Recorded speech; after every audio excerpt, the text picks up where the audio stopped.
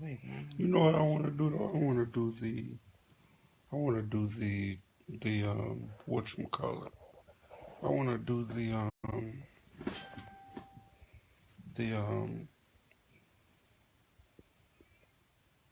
I'm sorry, I'm going to go live. Good morning. I know, right? Sleep still in my eyes and everything. One contact lens won't work right. Anyway, good morning, everybody. Here we are again. You can tell not much changed from last night. Still trying to cover certain oh, people we up. still in the bed. We still in the bed, yes. Ain't it fun? That's why we call it bedroom talk, because we still We in the still in the bed. bed. Hush. Yeah. Certain I people. bet you they'd be like, this is the freakiest Christians I ever met. First thing in the morning. First people. thing in the morning. Anyway, let me get closer to you. Oh, Yeah. Yeah. yeah, we are. Good morning, everybody. We weren't even. I hadn't even planned to talk this morning, but we saw a Clip or live, Facebook Live. Well, you were watching. I was listening, and I had just heard one thing the person said about, you're looking at all these people on Facebook, and they're talking about the things that they have going on, and or the things that they just purchased or bought. But not only that, but churches too. You look at, because I remember Pastor Alexander used to talk about it all the time. He used to talk about how from University Park, he used to talk about how people always look about what this person has and God, why I don't have it. Why is it not me? What's going on with me? I don't have this car. I don't have this house. I don't have this good credit. I don't have the access that everyone else has or my best friend has or my sister or brother has. I don't have that. What's going on with me? And so when he put that on, because Marcus Gill is more, he's a real fast talker. Real fast talker. I remember that man used to inbox me, or somebody used to use his name. Both of our faces on here at the same time. But somebody used to use his name, and he'd be asking me for money. I remember that. That was last year sometime, and he just constantly be in my inbox asking me for money. Asking me for money or whatever. Now I don't know whether that's him, but I just know that they used his name if it wasn't him. But anyway, but I noticed like back in the day when I used to think about it, I used to be that same way. Looking at what other people have and stuff like that. But as I got older, I started seeing the differences. Now they had this and they had that, but they were miserable people. I mean, my Lord, I ain't never seen nobody that had, all of these cars and all of the access to everything, and just as miserable as, I don't know what, just angry about everything. Even in church, they go to church and everything, but just be miserable, just be mean and hateful. And, I never looked at it like that. I just thought they had it made. But now that I'm older, I noticed the difference. So when I look at somebody with a Benz or I look at somebody with a Beamer, and I realize that that's why I am where I am today, because when I look at them, yeah, they got the richest cars, they got everything, they got the biggest houses in the world, but how's their life going? How's their inner man? Yeah, how's the inner man? How's the inner circle? What are they doing? What are they, what they got going on? But that's Charlotte. Yeah, I know what she said. She just fussing. Anyway, but you look at like what's going on with these people. She should put on some clothes.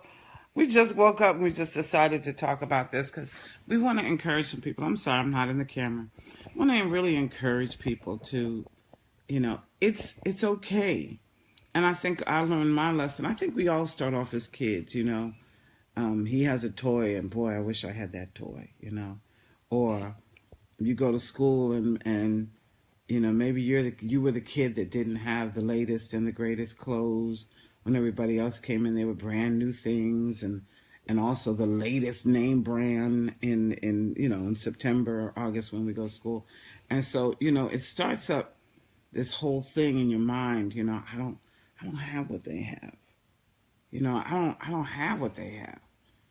And we have to guard, you know, first of all, we got to guard against getting stuck on that, because you can start with it as a child, and then it follows you your whole life. I don't have what they have. Why don't I have what they have, God? You know, I have a very dear friend, and she used to come to me all the time. Yeah, my brothers and my sisters, they got all that money. And why not me? I'm the only one in the family. They ain't got all that money. And they got all this position. They go traveling whenever they want to. My sister just bought a house in a place because that's where her daughter goes to private school. And so they just bought a house. And I said, you know what? You could spend your entire life paying attention to what other people have, or you can focus on what you have. You can focus on what God gave you.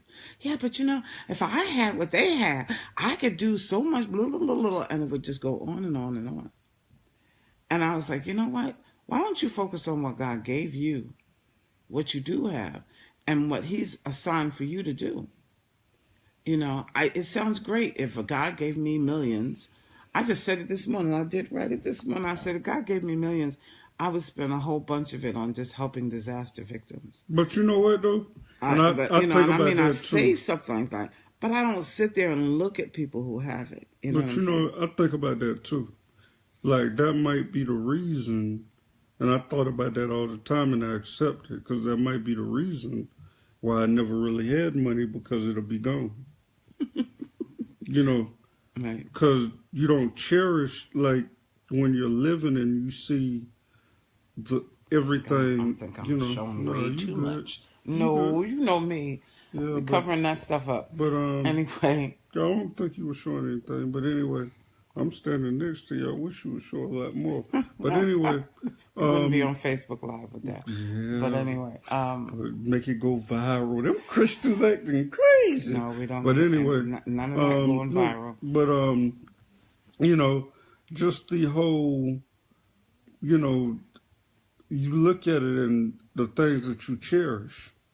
You know, one of my cousins on here and I used to be at a point to where I could cherish, you know, my family, even though I have a immediate family now. But you get to a point to where, you know, you care more about the things that are around you than the things that are not around you, if that makes any sense. So I'm not sure what you learn to appreciate what you have. What you have.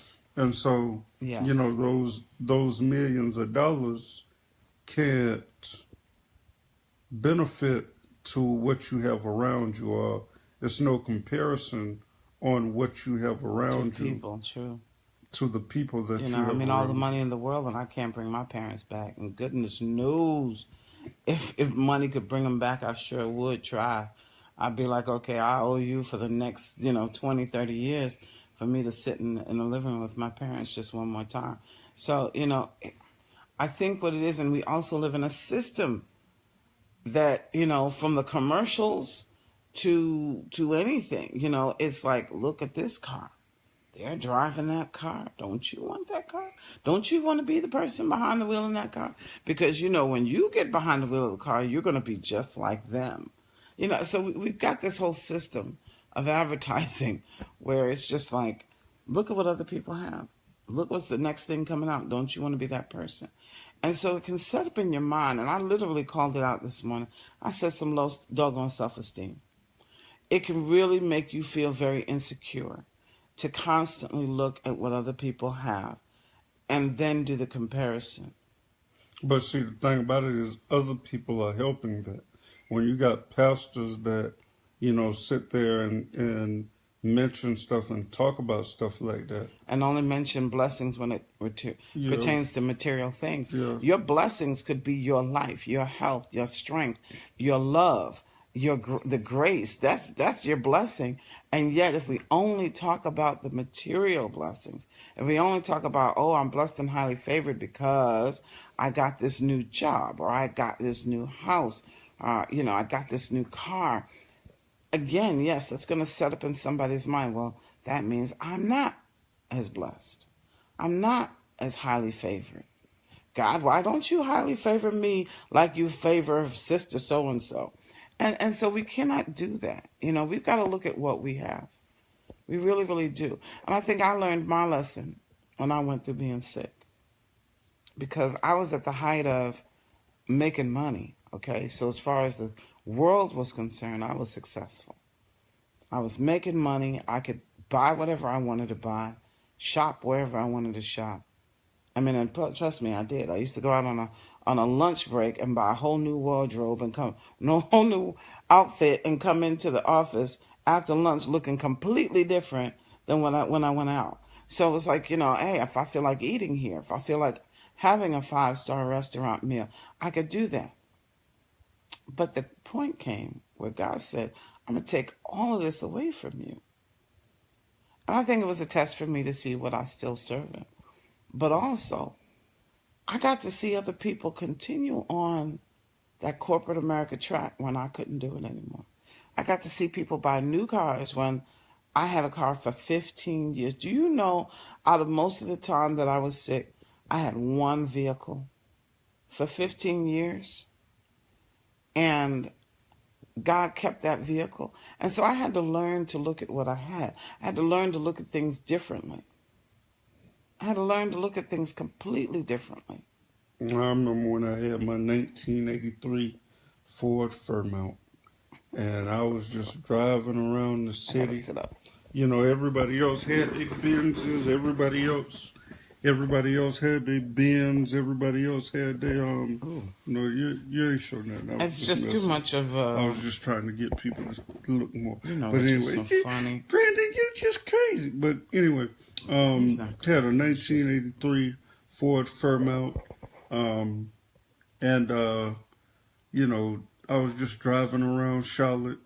Going around Charlotte, just driving, and the youngsters would be like, "I'd never ride with you in that car. You want to go on a date with me, and you expect me to go on a date in that car?"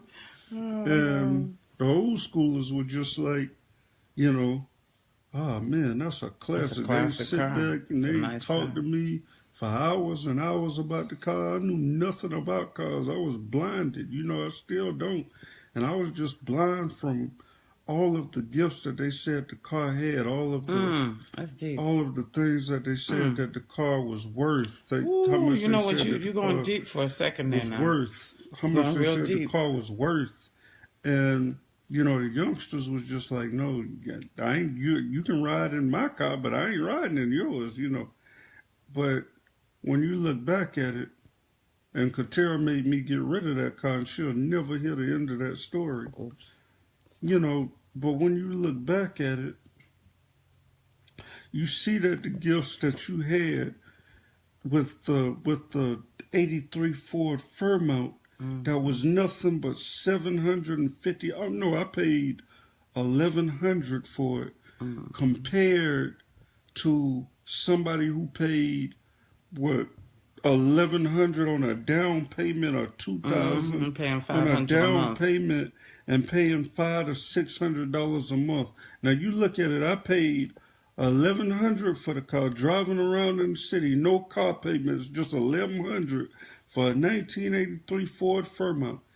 Every old schooler that could relate to that car looked at it, talked to me about it for hours on how much of a classic it is, what could I do with that car, the things and everything like that.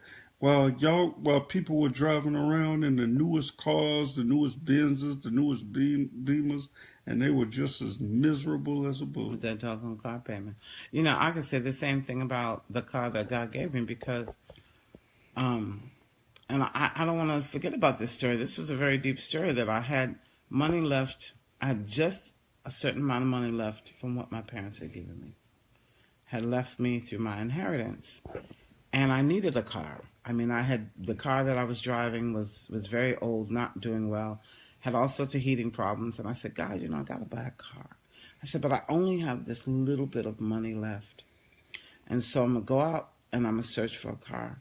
And please order my steps. You get in there like, please order my steps because I can't waste this. I can't throw this away. And I never forgot, I'm going to tell you the story. You don't know the story. I was driving down a particular street and there was a car dealership. And over the top of his thing, it said, Jesus is Lord. And I'm thinking, what car dealership wants to put Jesus as Lord over the, car dealers, notoriously, historically, liars and not straight because they just want to get their cars off there. So he's like, Jesus is Lord. So I drove past the sign. And finally I said, Lord, you know what? Anybody who would be bold enough to put that over his thing, I'm going to go and take this little bit of money I got left and buy this car. So I went there. And a guy came out and talked to me, and I said, I'm looking for a car, and I need it to last. I'm not playing with you. I don't need nothing that I drive off the lot and it dies. I don't need nothing a year later. I got 50 million, transmission issues. I need a car that can last.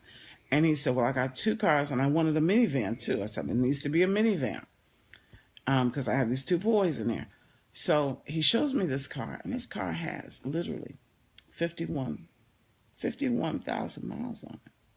And I'm sitting there like, why is it here? And he said, you want to test drive it? So I put my boys in the car and we test drive it. I kid you not, those kids fell asleep. Actually, the other person who was in the car was Jennifer. And we drove in the car and everybody went to sleep. I went on the highway. This was the longest test drive ever, okay? And we went for an hour in this test drive. And I love the car. And I came back and I said, look, I have just this amount of money. This is all I got. And I really want to try to just buy the car.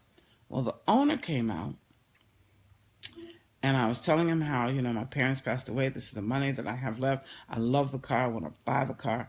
And he says, I'm going to sell you the car for the amount I had and maybe like $100 more. And I said, are you serious? And everybody's like, it's beautiful. No scratches, no dents, nothing. 51,000 miles on the car. And when I come back, I said, well, let me go and get the money, put it in a cashier's check so that it'll be good for you. And I'll bring it back the next week. And that week was when he sat down and told me the story about the car and the sign. He said, I got this car, didn't know anything about it. We test drove it. It looked like a good car. He said, but God had told me to put up that sign over a year ago. And I kept it up.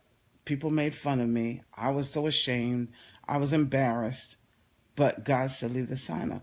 He said, just about a month ago, I got sick and tired of being ashamed and embarrassed. I was going to take it down. And he says, I got up on the ladder to take it down. And he said he heard in his spirit, who told you to take that sign down? Don't take that sign down till I tell you to take that sign down. And I told him that it was just about a month ago that I saw the sign and was driving up and down. And I said, it was just about a month ago. So he let me, with what I had and $100 more, drive off with a 1995 Ford Explorer with only $51,000 on it, 51,000 miles on it. That car lasted for 15 years. Do you hear me? 15 years, not a problem. I don't even think I changed the battery out of the car. Okay, so that testimony with that car, I don't have a friend to this day with $500 car payments, $600 car payments that has a testimony about their car. They went onto a lot, they drove something, they sat there and negotiated for 3 hours, they got a loan, and they're paying on the loan. That's all I hear out of doggone people's mouth. But I got a testimony about my car. So I'm telling you that story because I'm like, look at here. That man was blessed and I was blessed by doing what God says. And look at what I had. You know how many friends I had change the cars in 15 years? And I'm still driving the same doggone car. I drove it all the way to here. That car lasted me all the 11 years that I was in Maryland and 4 years that I was here. 4 years that I was here. Yeah, because, see, you got to realize. So I'm like, you know what? Look at what I have. And let me just finish because you brought up a point about, you know, certain people are going to look at you and say, you don't have anything. What are you doing? Oh, my goodness. I don't even want to be seen in that. And then other people are going to tell you, oh, my goodness, don't get rid of that. That's a classic. That's the best thing. Let me tell you all the great things about the car. Mind who you're around. Mind who's pouring into your life. Because some people will make you feel insecure about what God blessed you with. The people who are around you will make you feel less. Will make you feel more less. Than the people who don't know you and have no idea of who you are. And not only but that, they see what you're But doing. they see the value of what you have. They see the value of what you have and what you're doing. Don't let somebody, I don't care whether you know them or don't know them. It could be a stranger walk by, yo, you driving that hoopty. These people Don't let anybody make you feel bad about the blessing that God gave you. No, this is the point, though. When I had the Ford Fairmount, the people who were around me didn't want to be seen in the car. Everyday people. But the strangers said, boy, do you know how much of a blessing that is? They don't know me from nothing. They don't have to tell me anything. They ain't have to tell me nothing, right? Just like me walking across the street and saying, what's up, how you doing, and going about your business. I don't know you. I don't even know your name. And they're telling me that, boy, do you know what you have? What you have. You know, and I'm saying it, whether it's a stranger or friend or foe, if somebody does not help you appreciate the blessings you have, if someone does not know how to look at you and say, you know what, don't look at other people. God blessed you with that car. I drove that car for 15 years. My children grew up in that car. Do you know when I had my Benz truck? Do you know when I had my Benz truck, how many people wanted to ride in it? They ain't putting no gas in it. Now I had to put $20 in the gas tank every day. About every day I spent about $80 on the gas. Now I got it just where I was at that time, and I got it thinking that I wanted to be like certain people, and I wanted to live that lavish life. Show off. I wanted to show off. And then I got that Benz. God said, I'm going to show you something. You want to show off? All right. I'm going to show you. You're going to show off all the money in your pocket. I'm going to show you. That Benz took my whole paycheck. The Benz got wrecked. Everybody was like, oh, man, you lost the Benz. Thank you, Jesus. Thank you, Jesus. Hallelujah. Can I tell you, when I had that car and was driving for 15 years without a car payment. 15 years without a car payment. And I don't mean drove a little bit. I mean, I drove everywhere. We went, that car had by the time I finished, it had 151,000 miles on it. Okay? I put mileage on that car, and that car just went and went and went. And I was so upset that I had to give it up. I was so upset that when it finally died, I was like, I got to give up this car. I was not interested in giving up that car. So I tell you this to tell you that. Look at what you have. Look at what God has blessed you with. Don't look at these people with things. Don't even get even the slightest bit insecure over what someone else has. I had a 1-bedroom apartment right there on Milton Road, right there, Woodfield Gardens. Go by there. Go by there on Milton Road. You all right, for Judy? The camera so much. You all right? I'm trying not to get comfortable. My back is feeling funny because we're leaning again. But I had a 1-bedroom. My mama used to come to the apartment. Boy, you need to get on out of here. This ain't nothing but the hood. This ain't nothing. You need to get on out of here. Everybody used to come to the house. Oh, he in the hood. I ain't coming over there. He in the hood. The best years of my life. The best years of my life Okay, stop yelling. I'm excited. I see you are. Thank you, Jesus. I'm always worried about my The neighbors. best years of my life, I was in that apartment. I was the happiest man on earth. You know why? Because it was peaceful. Yes, if things were going around me, I knew nothing about it. Now, they heard everything because I don't watch the news. Everything that I get in my wife will tell you, everything that I hear about be on Facebook. I don't watch none of that garbage. The only reason I know about Donald Trump is Facebook.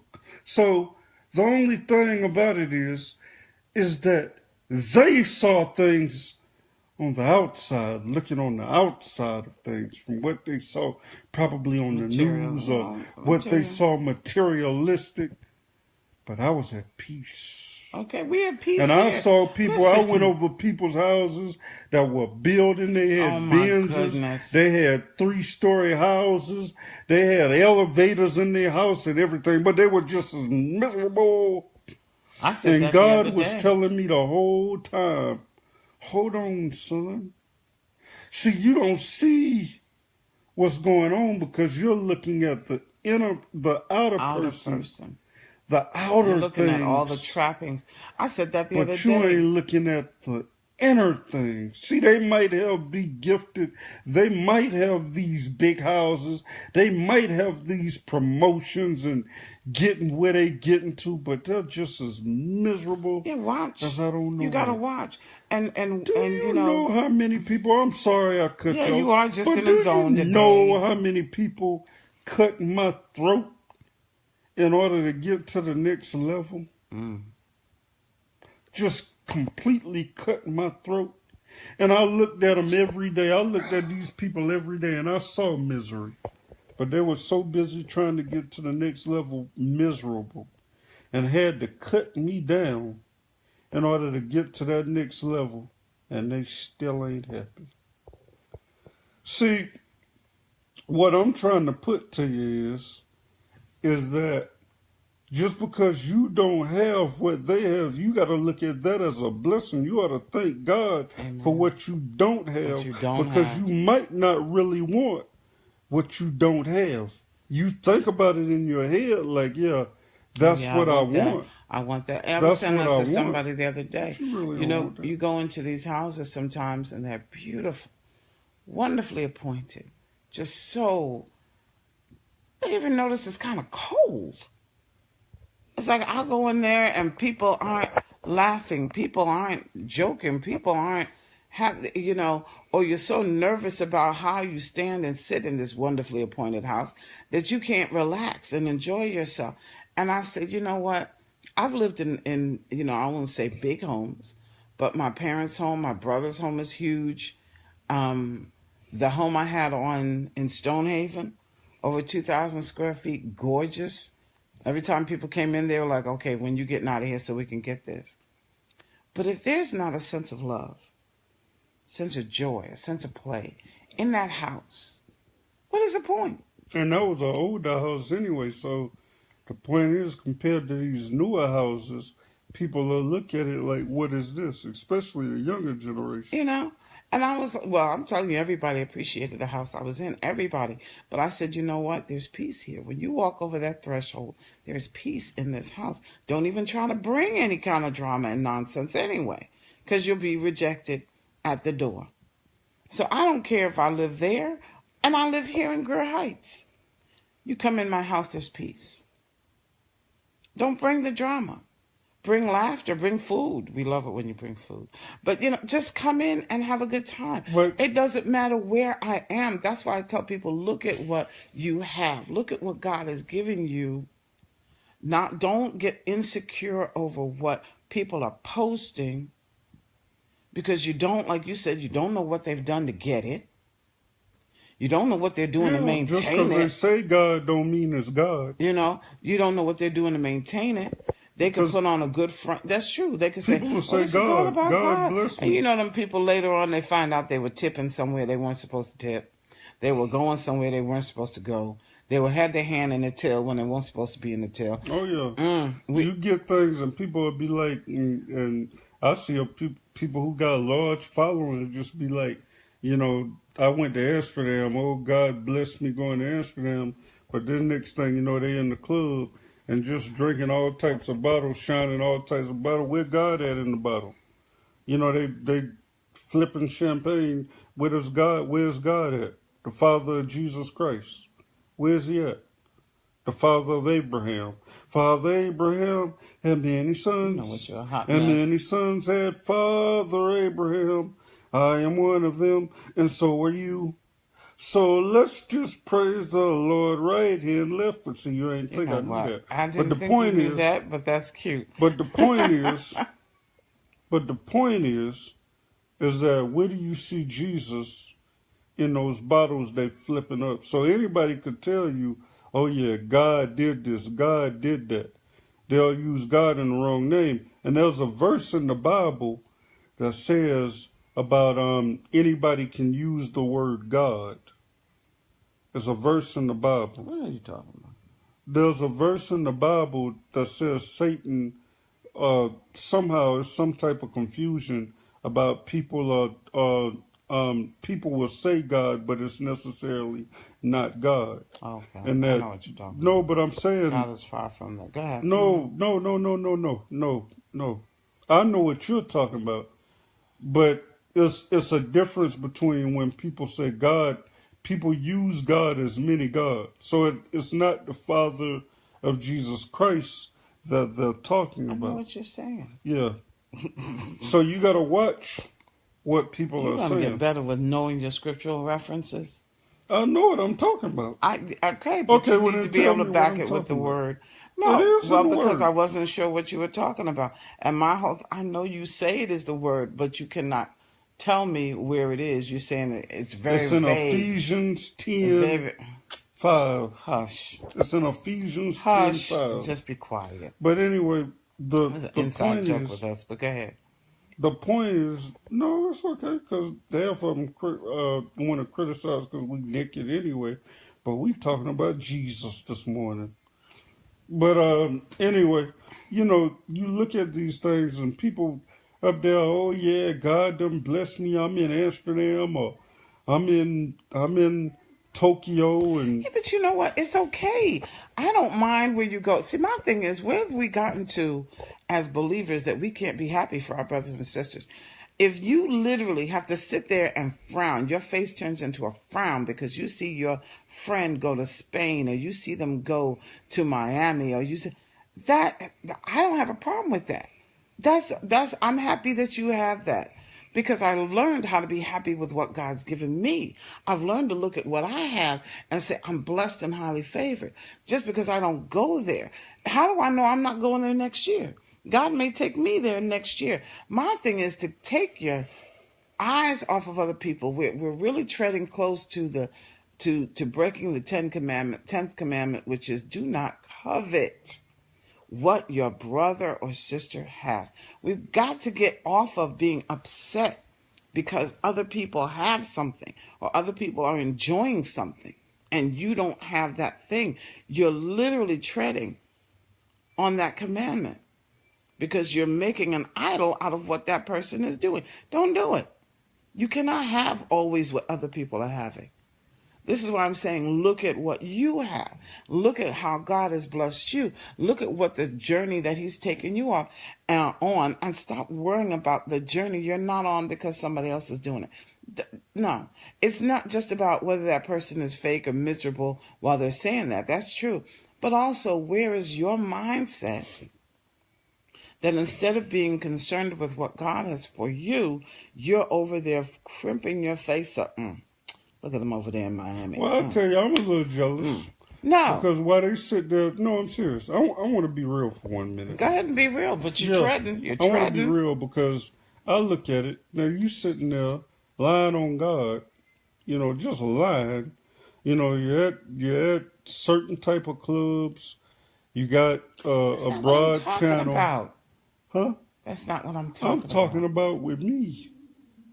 Okay, you're talking about looking at other people. I'm talking about for us to get to the point of look at what we have and not focusing on what other people. And that's what I'm saying. No, you're talking about people who are fake, who No, no, said no, no, God no, no, gave no. me this, and then they out in the cup You flipping didn't let champagne. me finish. Well, that's what you said before, so I was trying to get off of that. Finish. Go ahead and finish what this one is about. What's this You one did about? not let me finish. Oh, goodness, go ahead and finish. They have a broad channel. They have a broad channel, and they're on certain channels, and they're sitting there traveling all over the world. That's what I was getting to.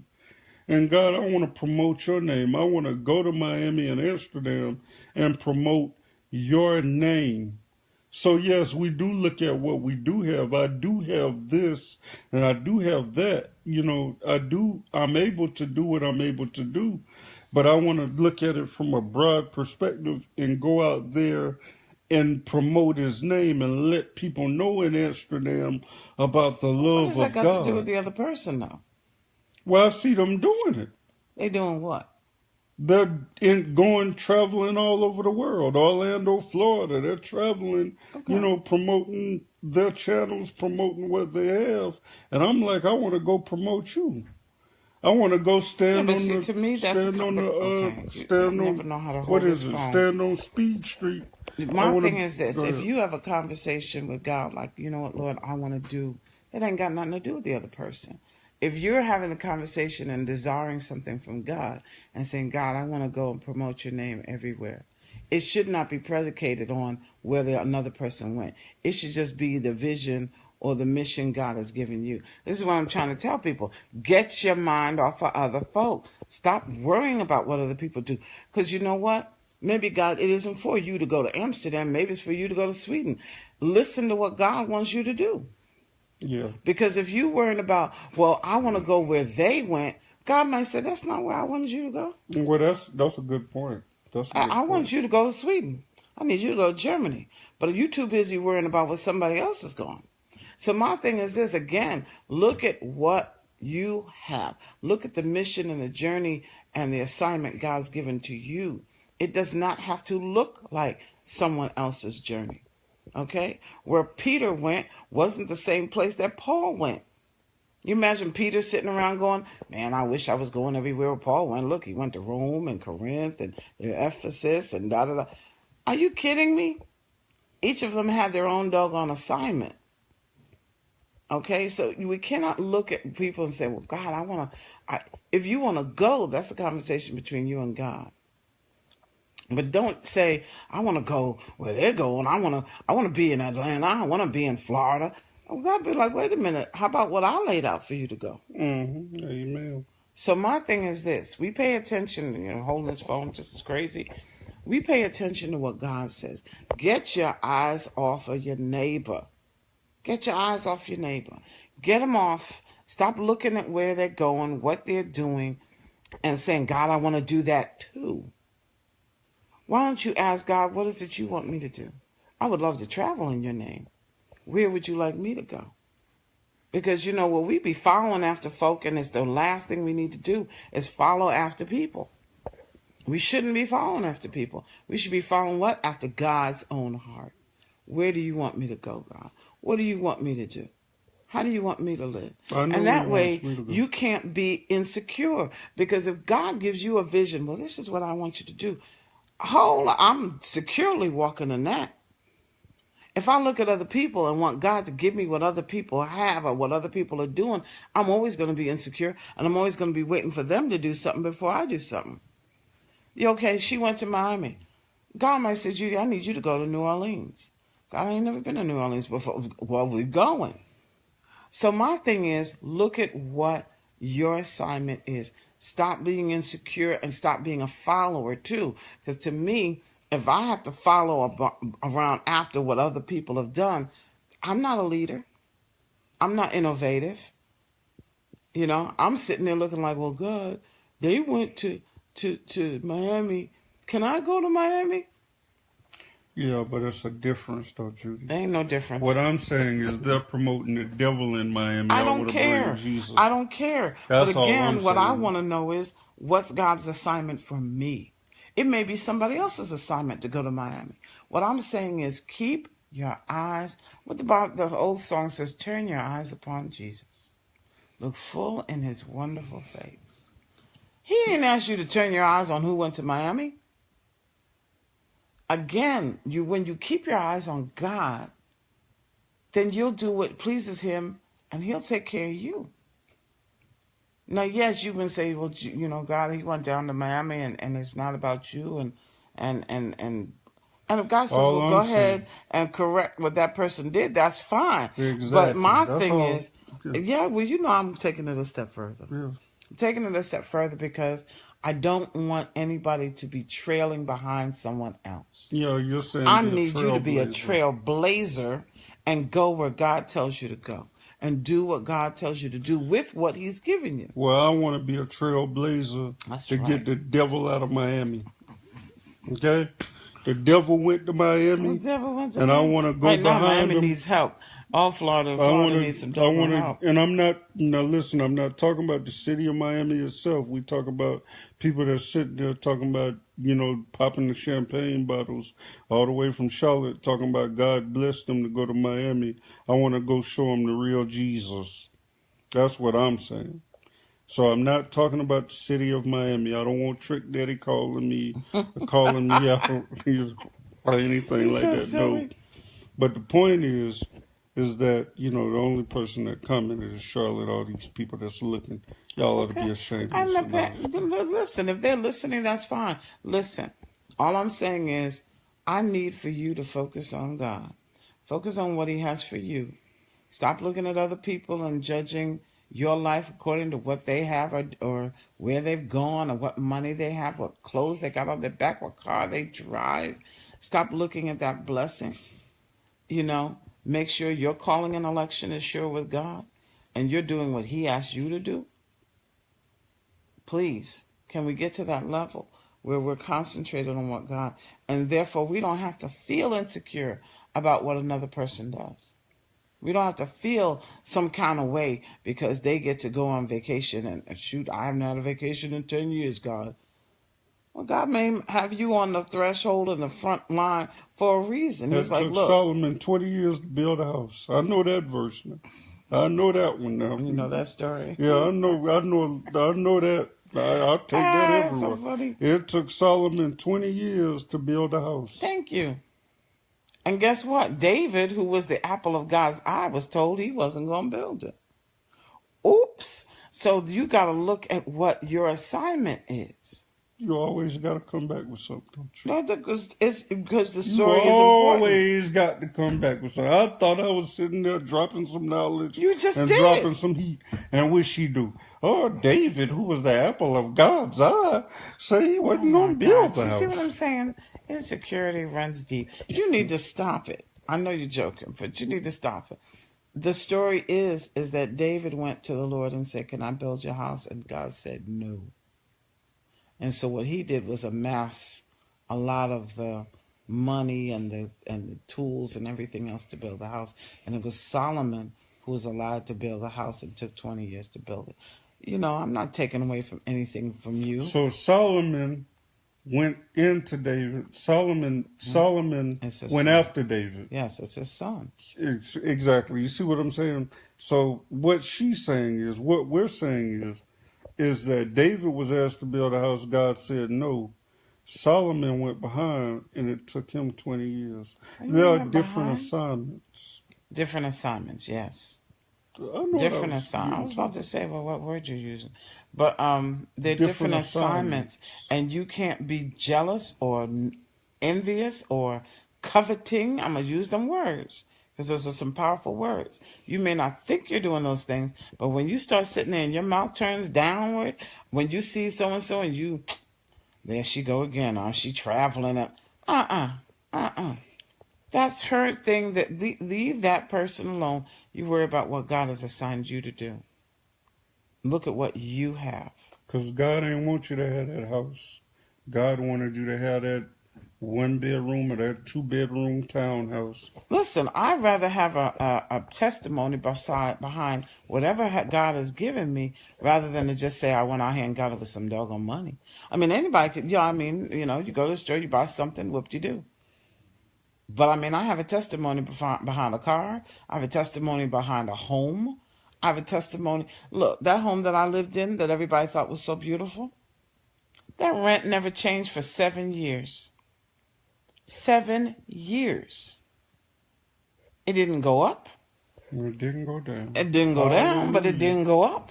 Hallelujah. Okay, so my testimony is to give glory to God, not worry about, I got this big 2,000 square house. Oh, my goodness. Everybody love my house, blah, blah, blah. Got full brick fireplace and 14-foot ceilings and blah, blah, blah. Okay, whoop-de-doo. Now, what's more important in this life and in the next one to come is that God blessed me for 7 years. And the thing about it is, now that I look back at it, you know, I do thank God, and maybe God is sending me this message because I'm okay where I'm at. I'm okay Amen. where I'm at. Amen. Half the time we sit here with the windows open, doors open. I don't lock my car up. I mean, you know, people are like, oh my goodness, you're in Greer Heights. Oh, we can't be there after dark. And we sitting there looking at these people. Door unlocked. Mama came over here the other day, and she was like, lock the door. I said, we don't lock doors. We don't lock the doors. And I remember I had a cousin. Well, I still have the cousin. I just ain't talked to him. So, you know how people be like, I had a cousin. He's still here. He's still here. But anyway, my uncle, when I used to go to Florence, my uncle was dead up in the hood, right? And, you know, we come from Charlotte, right? And he was up in the hood, and it was like we could just walk up in his house. Now, son was a thief and everything in the world. His daughter was hood, you know, all of that. You know, he grew up hood. The mama, you know, R.I.P. But the point is that, you know, I'd walk up in the house and I'd think these people crazy as I don't know what. They up in the hood. But there was something about that house that and everybody was there every Friday night. They drink, they play cards, drink. Saturday night, drink, play cards, the loudest people in the world. When I was a little boy, I was scared as I don't know what to go up in that house. I used to cry. Mama and daddy, they used to love going over there when they go to Florence. I'd be crying and scared because they'd be hollering like a bunch of country folk. You think I holler every other sentence, every other word. They hollering and cussing each other out and everything. You know what I'm talking about. But anyway, you real close to what I'm talking about. Mama, brother. But anyway, you know, I'm sitting there and I'm just scared as I don't know what, afraid to even move, to even use the bathroom up in that house. But they used to have their doors unlocked. We in the middle of the hood, y'all. We in the hood, y'all. And you can only imagine the things that we do around in the hood. You know why? Because of God. It ain't because of us. It's not because of money. Us. It's because of God. If all your testimony is about what you bought, that's not a testimony. Did you hear the story about the woman who walked up to Judy, who Judy walked up to? Ain't no Judy from Adam's Apple. They talked a few conversations or whatever, and she saw what we were doing, but she put out her cigarette. Yes, she sure did. She was like, let me just put this out. If your testimony is only about your bank account, you're going to leave that here. Okay, you're going to leave it here. When the Bible says only what you do for Christ will last, build up your treasures in heaven. Seek ye first the kingdom of heaven. We're talking real talk, people. We're talking real talk. And when you realize... Naked. Go ahead. You know, we're talking real talk naked. Ain't nobody naked. I got clothes. Like flat toss. But anyway, I'm naked. The point I'm trying to make is when you realize what you have in God, you don't have to be insecure about what other people have. You ain't got to be worried. You ain't got to be jealous. You ain't got to be even concerned. You can give honest praise and blessing to someone else when they have more than you, because you know whatever you do have, God gave it to you. See, my thing is, if I only care about my stuff because I bought it, it can be stolen. It can be lost. It can break, and it can fall apart. But when I realize that everything I have comes through the will and the blessings of God, then I don't have to worry about anything Because if he took it, then he probably what? Going to give me something else. Going to give me something better. Am I not driving a better car now than the one I had for 15 years? Love this car. My first SUV. Love it. So the thing what I'm saying is, get to the point that you really, really understand that your blessings come from God. Yep. So and just that understand he maintains them, and anything you have is what he wants you to have. And if there is a desire in your heart and you want something more, take it to him. Don't worry about what's going on people's timelines and this wall and, oh, she always got pictures of it when she went and blah, blah, blah, blah, blah, and da-da-da. Stop it. Just stop it. And put your mind on what God has for you. That way you can easily bless and be happy for other people. Yeah, so we just want to leave you with that note because I'm about to get busy right now. I'm about to go make some breakfast. Make some breakfast. Because I'm hungry. I didn't eat. Remember, I didn't eat last night. I'm hungry. Well, we got a couple of things to handle before you know we what, make breakfast. God, but anyway, we love you. But God loves you.